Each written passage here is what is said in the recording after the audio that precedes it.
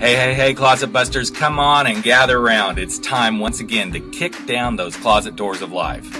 We're here to escape our BS, explore our fears, and elevate our self-expression.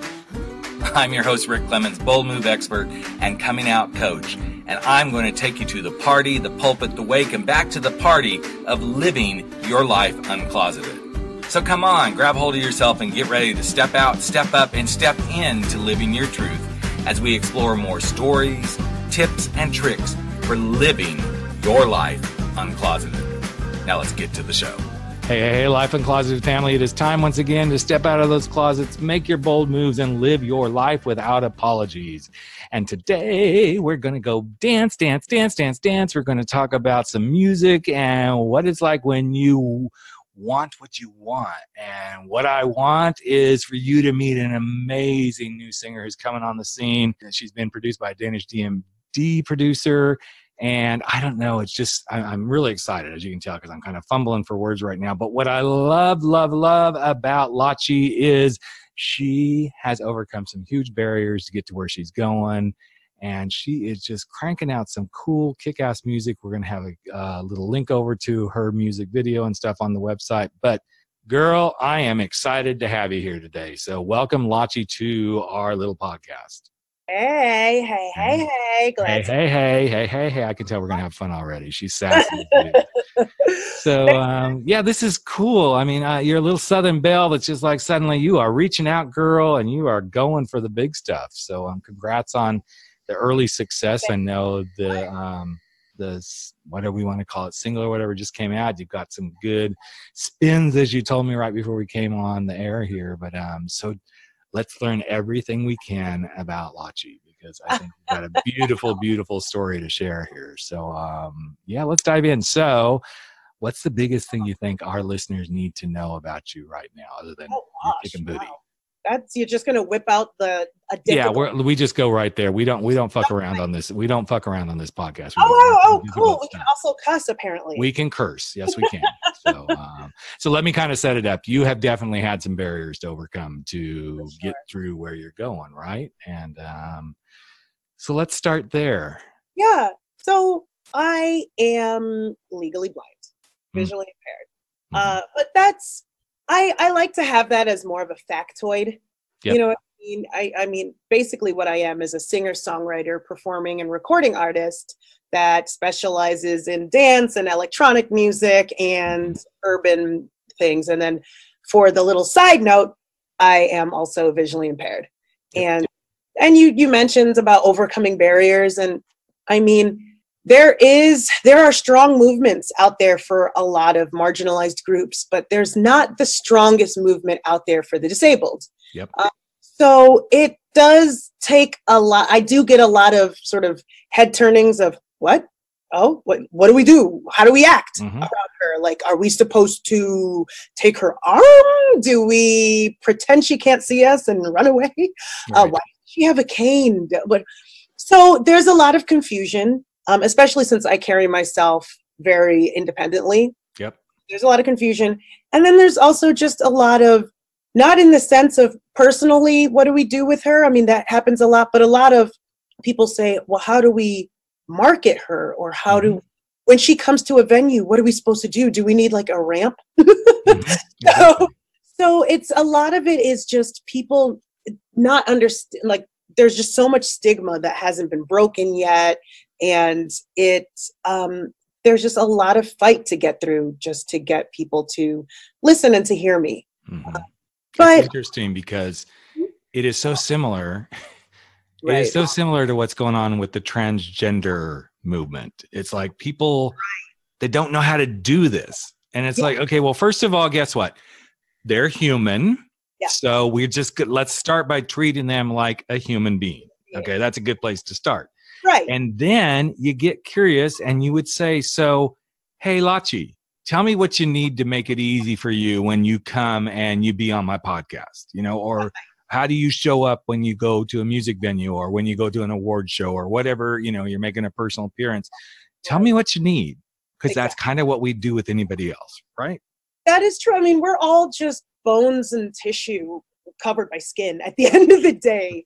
Yep. So there's no difference just because someone has a difference of opinion or a difference of preference. I totally agree with that. Yeah. Yeah.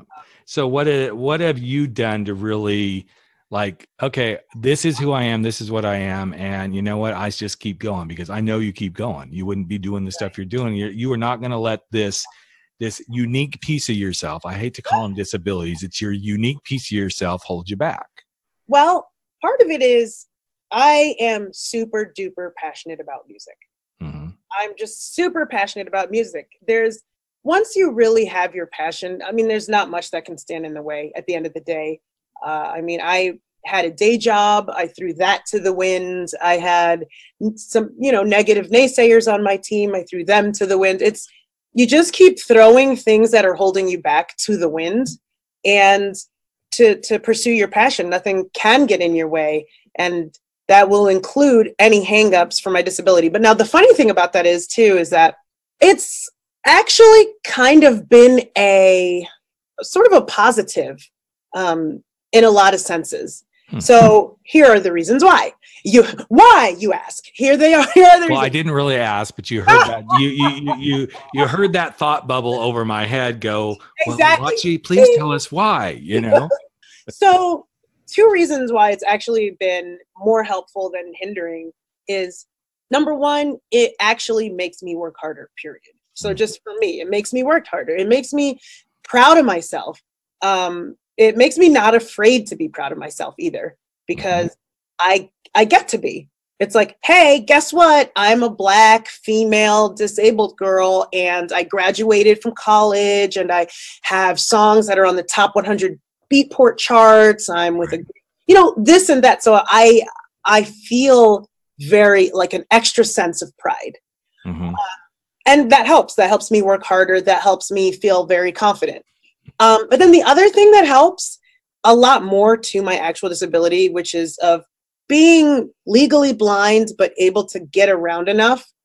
I don't know if I can't tell by facial expressions if people don't like me. So exactly.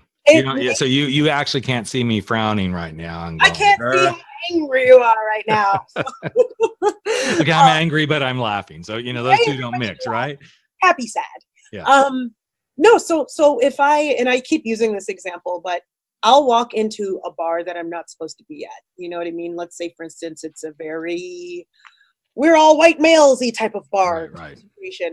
I will walk in and not notice everyone staring at me or giving me the eye or giving me the this and that, and walk straight to the bar and order a complicated drink. And by the end of it, I end up having a few friends because I didn't know I was supposed to feel afraid because I can't really see that well. So those are some of the benefits I've actually had from being visually impaired. That's helped a little bit, but. It's interesting because when I got the stuff about you, I got the lowdown from your PR people. One of the things that I knew you and I were going to hit it off is when there's a line in the PR piece that says, you don't let anything hold you back. And you've always hated, wow, she's blind and she can do these things. It's kind of like them saying, wow, Rick, you're gay and you have kids? Yeah, it's not an impossibility, folks. Just because I'm gay doesn't mean the sperm doesn't work and I didn't produce children, It's kind of that same sort of shit, and I don't get it why people do that stuff. It's like, okay, she's blind and wow, look at this kick-ass stuff she's doing. That's a whole different way to look at this. It's like she's figured it out. And she just keeps figuring it out. So I'd say back off, bitches, and let her do her stuff. Back off, bitches. Oh, my God. I love that. That's my next song. I'll give you a percent. There you go. Okay, great. I would love that. But I think it's cool that you have said, okay, the pity parties can go off somewhere else because here I am. This is what I'm here to do. I didn't come to this planet to do anything else. This is what I'm supposed to be here doing. Exactly. And the funny thing is that everybody has something. Everybody's got something screwed up or weird. I feel like it's encoded in our DNA to have something that we need to overcome. I don't. I feel like everybody has something.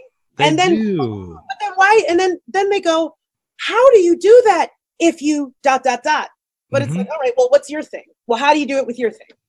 Well, I do it because I know my sexy bald head is my sexy bald head, and I don't give a shit that I don't have any hair. So, sexy bald head. Yeah, exactly, girl. So, but I think people take so much of this so freaking serious, and then they wonder why they're struggling so much. I mean, you know, I love the phrase "the struggle is real," but then I always say, okay, but is it really a struggle? I mean, do you really have the struggle? I mean, if you make it that, then that's what it's going to be. Right. And I mean, we only live once. It's not like we're going to get a second. It's not like it'll be like, you know what? I screwed this one up. Maybe the next life will be fine. It's like, have this one, live this one, have freaking fun during this one. And even if there, you know, it's so interesting that you brought this up, because I had another guest a few weeks ago that we were talking through this stuff, very spiritual person. And they brought up the whole next life thing. And then, you know, everybody's got their opinion about it. But I'm like, okay, but even if you do have another life, don't you want to do like this one really kick ass so that, you know, maybe next time you can just sit back and, you know, eat bonbons and have martinis and not do shit, you know? I mean, why not make, I want to be the best martini drinking, chocolate eating person in my next life. I wouldn't give up there either. It's like, why not just do everything you can do right now?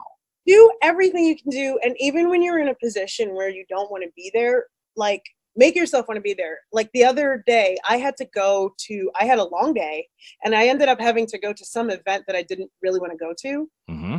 And then I got there, and, you know, look, there was drinks at the bar. Some people were nice. And even though I really, really didn't want to be there, it's like, enjoy the good things about the situation and allow yourself to have fun, because you're the only one that can make yourself happy. So make yourself happy. And it makes me so sad when people can't grasp that concept that actually it's nobody else's job to make you happy. Right. You're it. Yeah. Yeah. You're it. And the bonus is when other people make you happy, then that's just a bonus on top. Exactly. But even when people do, it's still you making yourself happy, because whatever they did, you have to like grab and go, okay, that made me happy. Exactly. You're your own universe. You're in your own head. So everything that happens is what honey, I'm my own universe, my own planet. I'm my own solar system. That's the way I look at life. So exactly. Seriously. It's for real. It is. So I love this song, everything about it, because it was pretty much your like smackdown of, okay, all the new girls in the band, you know, I'm going to pay homage to all those beautiful new people that are in Congress that happen to be of that female persuasion. And this is what I do. So I love it. And obviously you were very moved by that too. Otherwise you wouldn't have just wrote this whole song about what I want, that body. For sure. I do want that body too. I'm working on it. That body. I want that body. So where did this idea, I mean, you know, all this is happening in, you know, our really interesting country right now. But what was like, suddenly you're like, okay, this is what I'm going to do. Right. Where did that come from? So honestly, a lot of it is the kind of, we started to get into a mindset. And this is not, it felt like it bubbled up in 2016 and 2017, where we started having a lot of these older straight white males believing they could act any type of way towards females, and that people can call them out on it, and then they can still continue to do it. So just in case y'all don't get it, we're at church right now. So you better so I'm going to church. I'm gonna give it to you. Yeah. So here we go. No, let me stop. But really, and there are just certain stigmas when it comes to the female persuasion of, you know what, sit down, shut up. Yep. If you speak up, you're speaking too loud. You're yelling. You're freaking everybody out. You're being too much. You're being hysterical. And if at any point you find a male attractive, or you want to stand up for yourself and be confident, well, you are being an itch bay. You are being an unslim. So many words to bring women down. And I'm thinking, you know what? When we came in November 2018, I mean, we all stood up. We put on our cute little pantsuit and we walked the fuck in. Yes. We walked the fuck in. And I said, you know what? It's the fucking time for the woman. Now, yes, we had women's suffrage, we had the civil rights and this and that, but we didn't have it like we had it in November 2018, where people just walked in and took the notebooks out of the other men's hands and sort of put them down and said, it's time for you to listen. Yep. And that's kind of where that song came from. It's like, you know what, we with women's suffrage, it felt a lot more like men saying, okay, we'll give you something. Yeah, we'll throw you the bone. Yes, we'll give you a little bit more and a little bit more. And November 2018 was women taking. Yes. And I don't see anything wrong with that. And it just kind of burgeoned into the, why is there so much of a man sitting at a bar checking out ladies and going, oh, I want that one, or I slept with those two, or this and that. And, I want it to not be a stigma. I don't want a woman to be considered a slut if she has a spank bank. I agree. I agree 100%. Girl, you're preaching to the choir here as a gay man. I mean, my community, gay men get beat up about this crap all the time. And it's like, really? So let's count how many of you old white guys have been, spanking the bank and not really talking about it, because it's happening. And, this putting each other down, which is really, as much as I talk trash on this podcast and call people out on stuff, I don't really want to put people down, but I want it to let's look at this.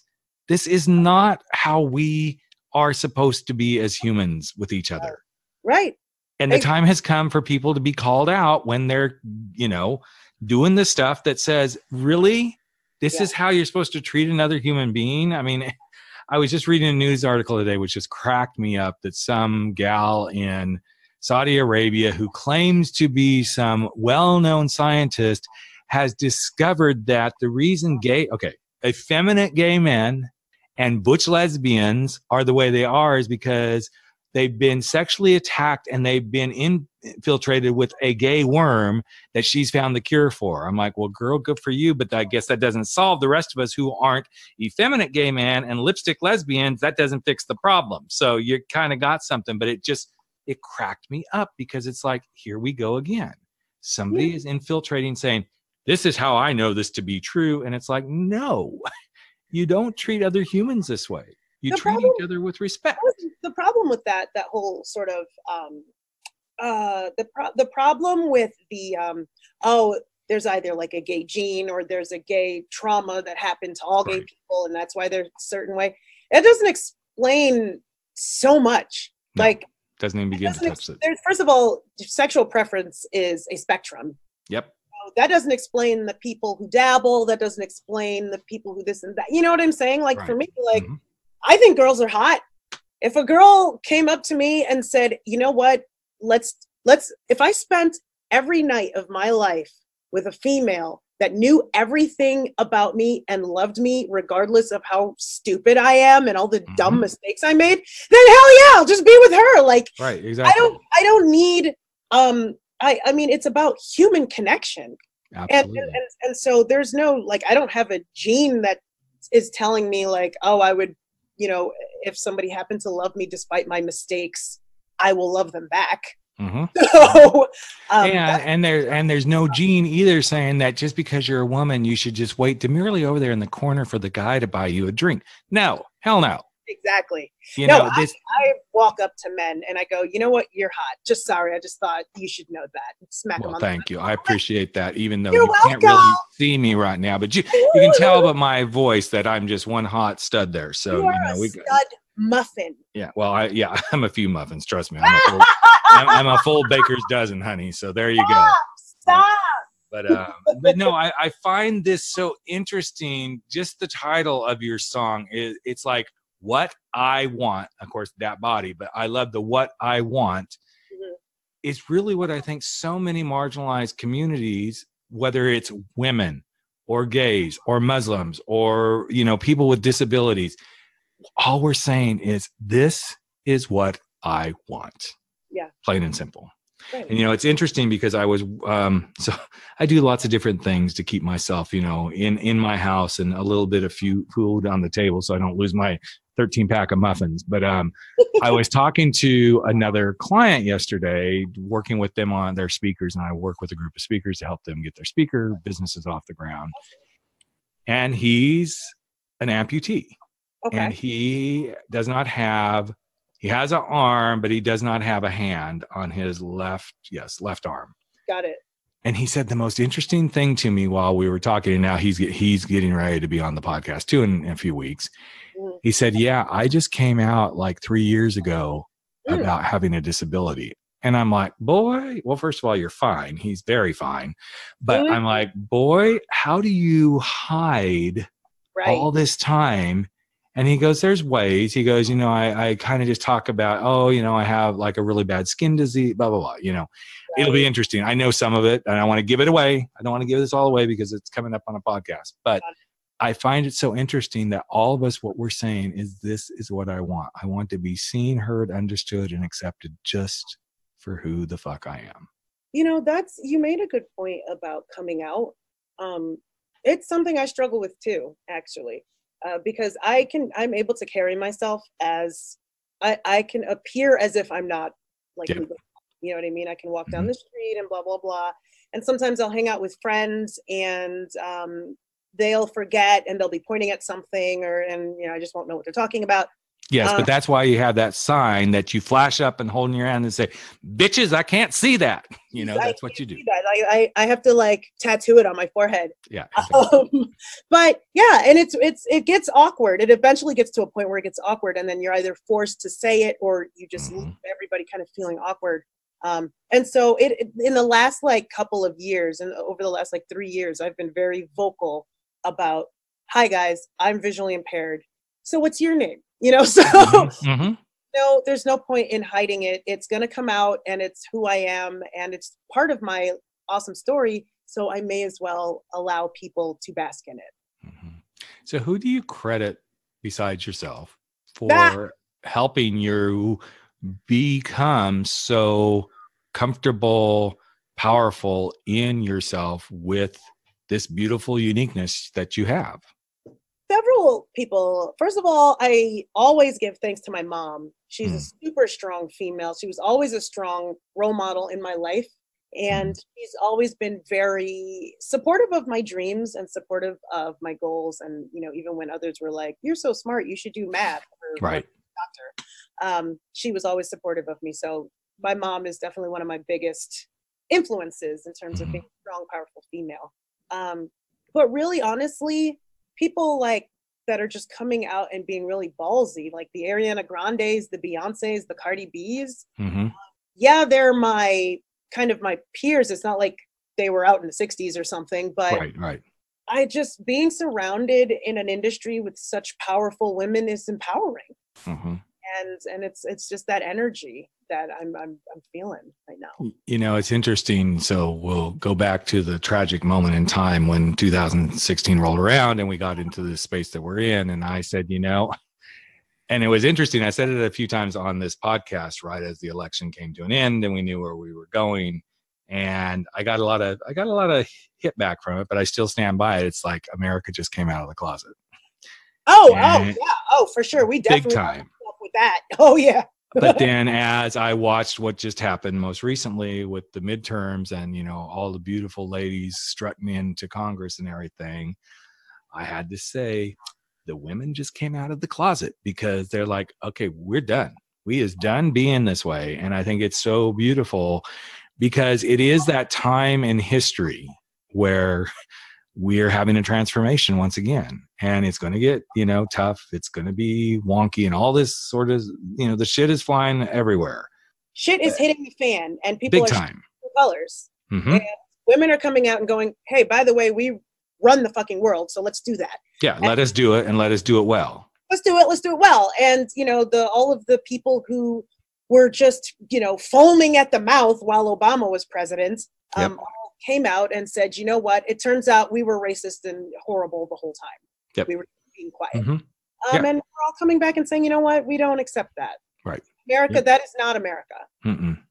No, I've lost some friends over this because a couple of them, actually came, through different venues, but one was through a Facebook message and said, well, that, basically said that nigger should have never been in the White House. And I'm like, okay, hold on. you cannot be a friend of mine and talk like that, because I don't talk that way. It does not set with me. It doesn't work any better with me than you calling me a faggot. So you know what? And I stood my ground on that one. I said, really? And I'm not surprised now that I really think about it, because this is a high school friend. I went to high school in Arkansas. There's so much I can see in so many of these people that have shown their true colors. I'm like, oh, now I see the real pieces that were always like, something's just not quite right here. But well, so I mean, I get it too, because like for me, I have always I don't use slurs or like, you know what I mean? Like I actually don't use the N-word. I say the N-word. Yeah, exactly. I'm one of the N's that say the N-word. And I don't condone the usage of it in any situation. I don't like it when people say the B word. I don't like, or the C word. Or the C word. And it's like, and it's a lot more common in the UK, the C word.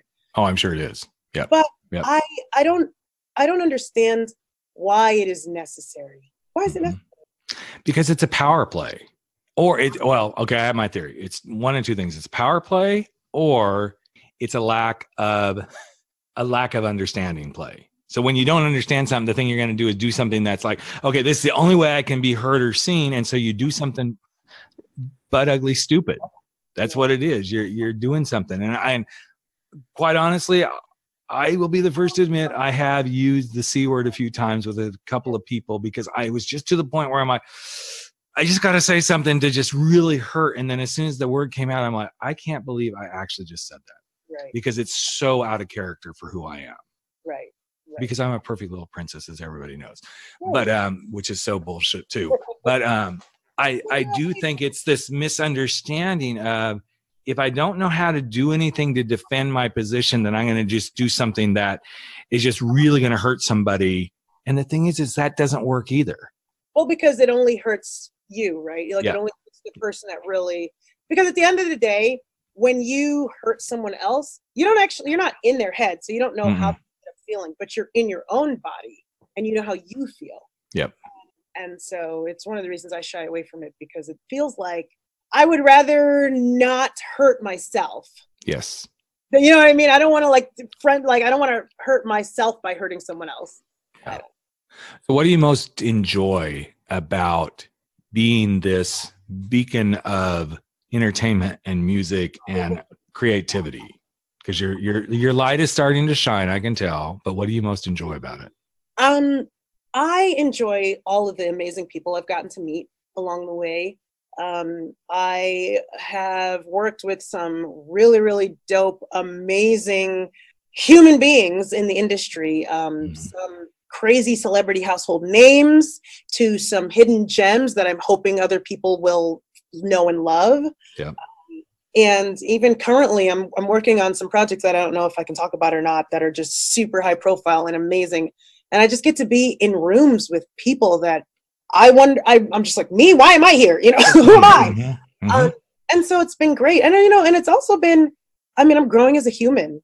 I'm learning my own limits. I'm learning, what I can and can't do, what I can and can't say, how to handle some of these high profile people who, I'm being, followed and tagged and whatevered on social media by these crazy people. And I'm trying to figure out how to do the dance, Right. How do I interact? I think that's all any of us are trying to do, is figure out how to do the dance. How do you do the dance? How do you interact? And I'm learning and I'm growing, and I'm very grateful to be in the position I'm in and to have the team I have and to have met the people I'm meeting. So what's the most challenging thing right now? Ooh, that's a good question. I think one of the most challenging things for me right now is to stay grounded. To just always be able to come back and say, hey, Lachi, look in the mirror, know myself, understand myself, and then just take that, the whole zen moment for myself, because I'm such a go-getter. So I'm working on anything I can get my hands on. I'm a kind of a yes man. Yes, I'll do that. I'll do that. I'll do that. Yeah.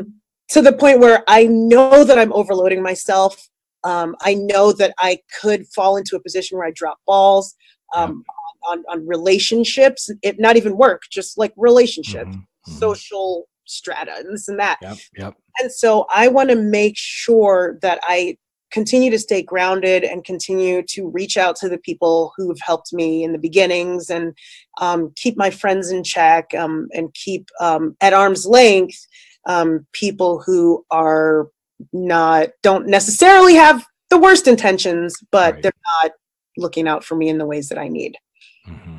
I think it's a powerful position to be in. And, Right. you know, as I started to grow this business, so back 2009 is when I started my coaching practice. And then very shortly after that was when the first quote podcast, we'll call it, it was actually internet radio show, was what I began with. And then I started getting some celebrities coming on, and I was like, okay, where is this going? And I had to keep saying to myself, if you're not grounded, Rick, what will happen?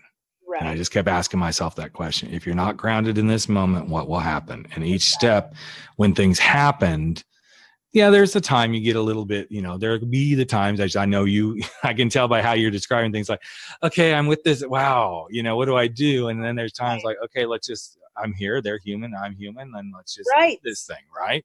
Right. But I always hold myself in that. I try to almost always hold myself in that beautiful space of, if I'm not grounded, then everything is not really even real. Right. Everything's just. But the more I'm grounded, the more I get to really experience what this is really all about. That, and the more that you get to show yourself, like the more they get to experience the real you.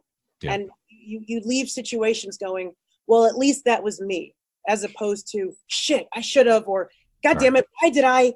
You know what I mean? Mm-hmm, mm-hmm. So I feel one of my favorite quotes that I dole out several times a week to clients and places is, the truth of who you are is far more powerful than the false truth of who you're pretending to be. Right. If you don't show people your truth, then what's the point? Right. Because you're not presenting who you are. And I've always been very open and very vocal about my past and being infidelity king and all that before I came out of the closet. And people are like, how do you do that? I'm like, I'm not doing this to gain, like to do it. I'm doing it to just go, here's my truth. Because the last thing I want to be is president in the Oval Office, which is not a desire at all. And somebody going, oh, but here's something that you didn't know about him. As best as much, I just want to be out there, be truthful, and go, this is what you get. When you get Rick, you get me all 13 dozen muffins and a bald head. That's what you get, and a little bit of shit along the way and a few curse words along the way too. Okay. So what's next? I know you're working on some more music. You got some stuff coming up. And for those of you listening, we're going to preset this up so it doesn't sound wonky. We are pre-recording this. This is going to come out when you guys hear this. Some of this stuff that she's going to talk about has already happened, but you got some big stuff coming up in the next few weeks for sure, right? I do. So honestly, tomorrow I'm actually going to be performing at Rockwood Music Hall, piano set. So that's going to be a lot of fun. So there's going to be video footage of that, if that's not already out all over the place. Cool. And then there's also going to be a show May 2nd where I'll be showcasing my new release called Fire, which is coming out May 3rd. And that is a song I wrote with Lynx, who is also a European DJ. That's going to be a super hot track. It's coming out with Warner, like What I Want did. And that song, Fire, is basically about, look, we like to get out. We like to do stupid stuff. We like to dress up and go to work and be important people during the day. But we love to just party and have fun. And that's okay. It's okay to have fun. And it's okay to also be normal and not have fun and be both of those people. And so that's what Fire is all about, just going out and doing you. That's awesome.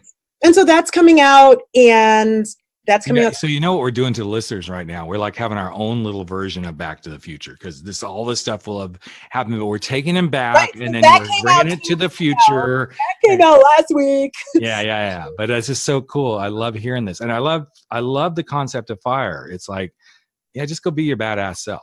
Right. Yeah. Because we don't have time. We ain't got time to pretend that, it's kind of like, whose life are you living? Live your own life. You ain't got time to be afraid of living your own life. So that's pretty much what Fire's about. And so I hope you guys go check it out on Spotify and Apple and whatever you can find it to listen to. You know, you just said something though, Lachi, that I find kind of ties to my good friend Laura, who has been on the podcast just recently. She just released her book. It's called Limitless. And so I'm double plugging here, but it ties together with what Lachi just said about being yourself. You don't have time to do this. And one of the lines in her book is, who are you giving your votes to live your life for you? And I thought, oh, that's a really good line. You know, who are you handing your votes to go live your life for you? It's ridiculous. Right. It's like, I would not give my votes to somebody else to vote for anything happening in this world right now. It's my vote. I get to vote for it. I get to do it. And it's the same thing of, if you don't own your life and go do the thing you're meant to do, no matter how crazy, weird, or whatever it is. One of my taglines, and I've had some t-shirts made that say this, is you got to go make your quirk work. I mean, whatever it is, make it work, you know? Yeah. So this is so exciting. I can't wait to just see more of this, because I love seeing people going and doing their passion, doing the thing that they most want to be doing. Right. And especially when I can just have like a girlfriend chat with a girlfriend I've just met, that I'm like, if we were in the same city, we'd probably be like besties, just hanging out, going, okay, yeah, absolutely. And I would probably do like your other friends, go, oh, look at this over here. And then I'd go kick myself in the ass and go, wait, Rick. So anything else cooking? I know we've gone through a lot of quick stuff here, but anything else you can think of that's cooking, coming your way? Yeah, I've got a few other releases that should be coming out like after this podcast airs. I've got a song in the works with Sony, cool. With a producer called Clave, and he's from Sweden. And so that should. We love the Swedes. They're very handsome. And then I've got a song. I've got another song coming out with. I've got another song with Italy. So an Italian producer. Girl, you're just going all around the country, girl. I am all around the world. You're like on your own little world tour of picking up producers. Speaking of international producers, actually, Marcus Schultz, who is a big name in trance, he's actually German. Well, he's German American. Mm-hmm. He and I did a song called Far, and he's putting out a remix in July. Nice. So check that out, especially if you're a trance fan. So all over the place. We have stuff. I've just got stuff churning out and out and out. So just keep it locked, and we'll keep it locked and loaded. And it almost feels like, Lachi, that, you know, we might have to do a little revisit here in another few months and go, okay, what's the girl percolated up now? So what's she percolated up now? Yeah. Of course, she'll probably get to that space. You're like, Rick Clemens, who's he? Because I really don't have time for him now. The bald guy. Yeah, the bald guy with the muffins. I would love to be back. Oh, great. So, well, I have enjoyed this conversation so much. And no, I don't say that to every guest. Go listen to some of the podcasts. I don't. Some of them I say it was really good, and others, if there's silence at the end. No, I'm just kidding. Silence at the end. I probably fucked up and forgot to say, I really liked this guest. It was really good, because I'm 55 years old. So sometimes, you know, I have those brain farts that last like a whole 3 minutes. And then it's like, oh, I guess we're done recording here. So right. It has been so fun to just get to know you and have you on here. And I'm serious.